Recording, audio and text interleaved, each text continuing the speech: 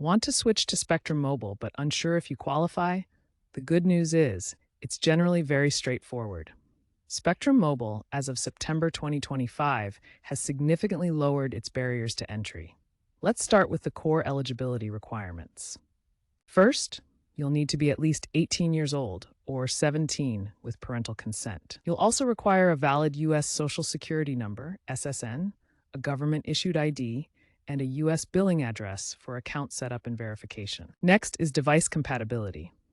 You can bring your own phone, BYOD, but it must be unlocked and compatible with Verizon's network bands, as Spectrum operates on Verizon's network. Finally, service availability.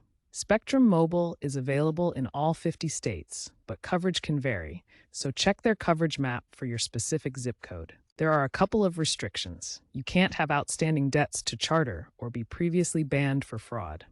International users need a U.S. address and SSN equivalent. That's it for basic eligibility.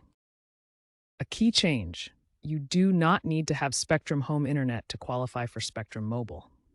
This decoupling became official in 2025, meaning you can get a standalone mobile plan. While bundling internet can get you discounts, like $10 to $20 off mobile plans, it's completely optional. Regarding credit, Spectrum Mobile operates on a prepaid model.